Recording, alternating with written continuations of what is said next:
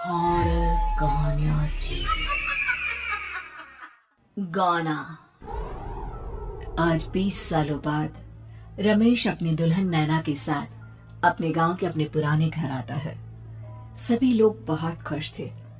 रूपा भी अपनी बहू का स्वागत करने में लगी थी। पर ये क्या, रूपा जैसे ही अपनी बहू की आरती उतारने जाती है, अचानक से तेज हवाएं चलने लगती है। घर की लाइट चली जाती है और आरती का थाल का दीपक बुझ जाता है। माँ, ये सब क्या हो रहा है? अचानक से ये मौसम कैसे बदल गया? अरे बेटा, ये गांव है। गांव में अक्सर ऐसा ही होता है। किसी भी वक्त मौसम बदल जाता है और कभी भी लाइट चली जाती है। दीपाली बेटा, किचन से मोमबत्तियां तो ले आ। रूपा के कहने पर दीपाली किचन में मोमबत्ती लेने जाती है। लाइट ना होने की वजह से घर में काफी अंधेरा था, इसलिए दीपाली अपने फोन का टॉर्च ऑन करती है और टॉर्च ऑन करते ही उसे महसूस होता है जैसे कोई उसके सामने से गुजरा हो। मुझे ऐसा क्यों महसूस हुआ कि मैंने अभी यहाँ किसी को देखा? क्या सच में यहाँ कोई था या ये सिर्फ मेरा वहम था? अरे दीपाली बेटा, मिले कि नहीं मोमबत्ती? हाँ माँ, बस अभी लाती हूँ। दीपाली सारी बातों को भूलकर मोमबत्ती जलाती है और जैसे ही मोमबत्ती लेकर वापस बाहर जाने के लिए पीछे मुड़ती है तो उसके सामने एक 10 साल की छोटी बच्ची खड़ी होती है। उस बच्ची की एक झलक देखते ही दीपाली डर जाती है और जोर जोर से चिल्लाने लगती है। तभी अचानक से लाइट आ जाती है। दीपाली की आवाज सुनकर शंकर और छोटा भाई पवन उसके पास पहुंचते हैं। क्या हुआ दीपावली बेटा? पापा, मैंने किसी को देखा। दीदी यहाँ पर कोई नहीं है। अंधेरे में वहम हुआ होगा आपको। अब चलो, दरवाजे पर भैया भाभी कब से खड़े हैं। दीपाली भी इसे अपना एक वहम समझकर सबके साथ बाहर चली जाती है, जहां वो लोग अपनी भाभी का स्वागत करते हैं।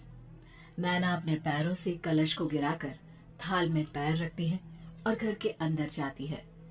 सब घर के अंदर चले जाते हैं।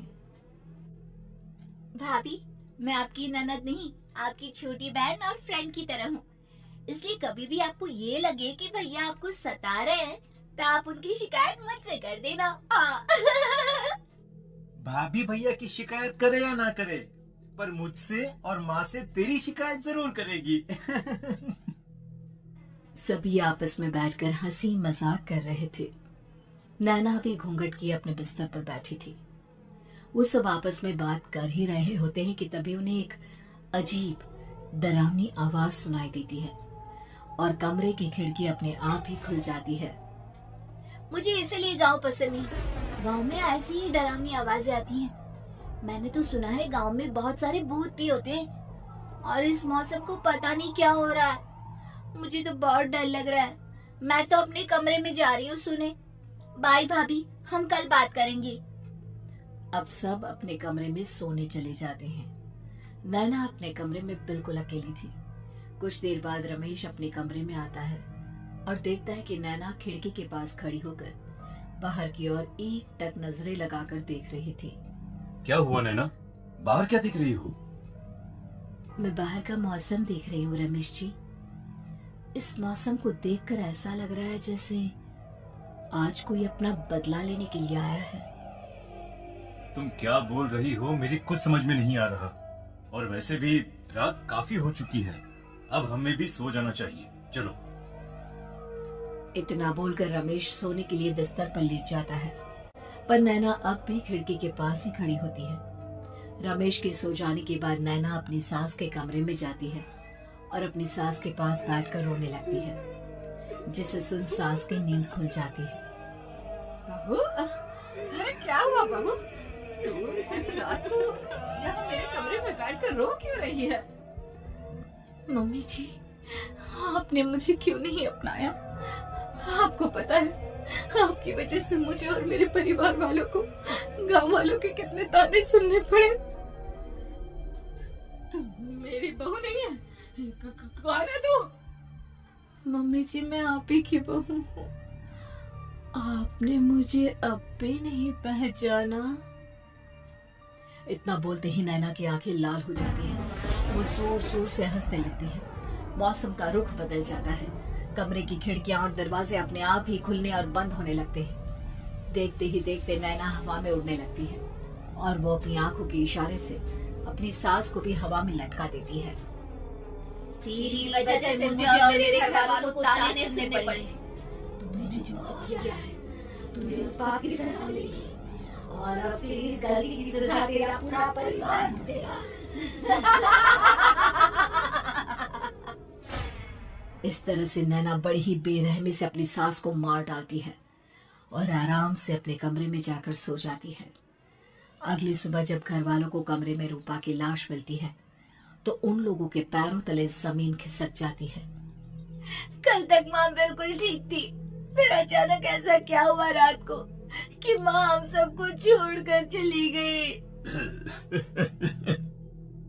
सारी गलती मेरी है।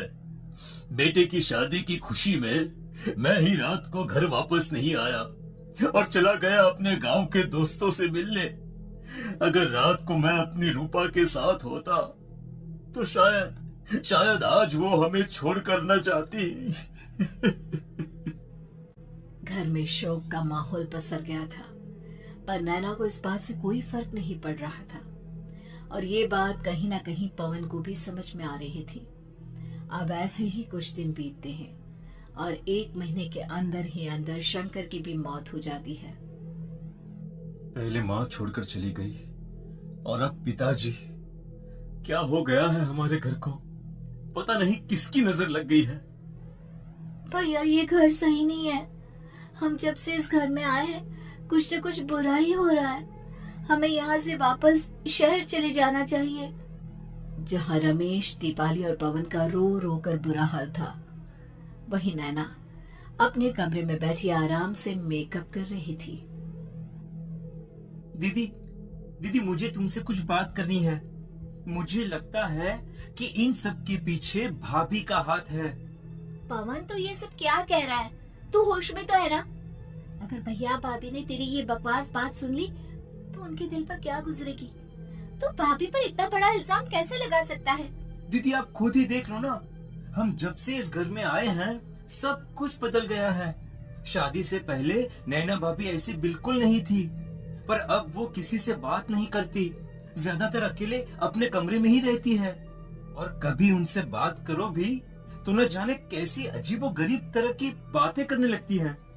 तू पागल हो गया है? आप समझती क्यों नहीं है दीदी? देखो ना, हमारे घर में मौत का सिलसिला शुरू हो गया है, पर भाभी को कोई फर्क नहीं पड़ रहा।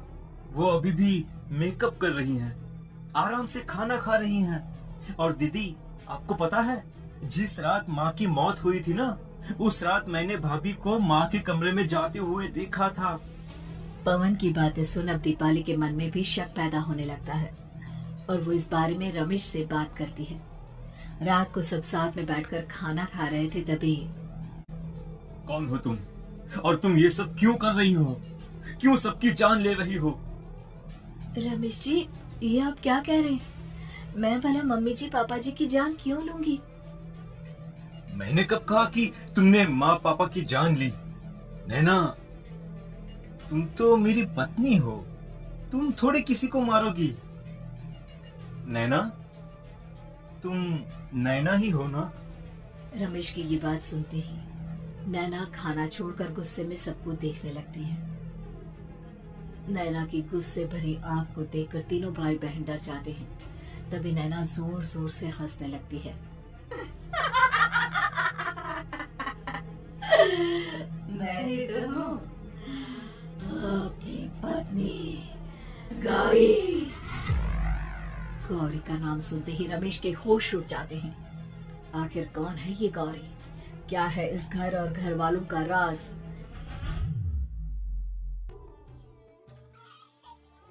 हमारे दोनों बच्चे एक साथ कितने अच्छे लग रहे हैं ना? हाँ, कितने अच्छे दोस्त हैं दोनों। बस बड़े होने के बाद भी इनकी ये दोस्ती बनी रहे तो बच्चे कितने खुश रहेंगे। मैं क्या सोच रहा था कि क्यों ना हम अपनी दोस्ती को रिश्तेदारी में बदल दें। मैं अपने बेटे रमेश की शादी तेरी बेटी गौरी से करना चाहता हूँ। इस तरह हमारे बच्चे भी हमेशा साथ रहेंगे और हमारी दोस्ती भी रिश्तेदारी में बदल जाएगी। शंकर की इस बात से उसके दोस्त को बहुत अच्छा लगता है और वो अपनी बेटी की शादी रमेश से करवाने के लिए तैयार हो जाता है। बहुत जल्द दोनों परिवार मिलकर बचपन में ही रमेश और गौरी की शादी करा देते हैं। अरे शंकर, अपने बच्चों की शादी करवा कर हमने अपनी दोस्ती को रिश्तेदारी में बदल तो लिया, पर मैं चाहता हूँ कि अपनी गौरी का गौना 2 साल बाद करूँ, ताकि वो थोड़ी समझदार हो जाए। अरे हाँ हाँ दोस्त, बिल्कुल, हमें कोई दिक्कत नहीं है। इसी तरह समय बीतने लगता है। समय के साथ शंकर का कारोबार तरक्की पकड़ लेता है और 2 साल बाद शंकर अपने पूरे परिवार के साथ शहर में शिफ्ट होने की तैयारी कर लेता है। जब ये खबर उसके दोस्त को पता चलती है तो वो शंकर से बात करने उसके घर जाता है। शंकर, 2 साल पूरे हो चुके हैं और अब तू शहर भी जाने वाला है। मैं सोच रहा था कि तेरे शहर जाने से पहले गौरी का गौना कर दूं, ताकि तू अपनी बहू को अपने साथ लेकर जा सके। ये तो कैसी बातें कर रहा है? रिश्तेदारी बराबरी वालों से होती है, और वैसे भी अब मेरा बेटा या मेरा परिवार कोई भी इस रिश्ते को नहीं मानता। ये तू कैसी बातें कर रहा है दोस्त? जब हमने अपने बच्चों की शादी करवाई थी तब हम दोनों ही एक बराबर थे। पिछले 2 साल में तेरा कारोबार थोड़ा सा अच्छा क्या चल गया तो पुराने रिश्ते ही तोड़ देगा। देख भाई, ऐसा मत कर। अगर तूने मेरी बेटी को अपनी बहू के रूप में नहीं अपनाया तो कोई भी मेरी बच्ची से शादी नहीं करेगा। अरे उसकी जिंदगी बर्बाद हो जाएगी। यार देख, वैसे भी बाल विवाह तो कानून मान्यता नहीं देता, फिर मैं कैसे दे दूं? तू अपनी बेटी के बड़े होने पर उसकी शादी किसी दूसरे लड़के से करवा देना।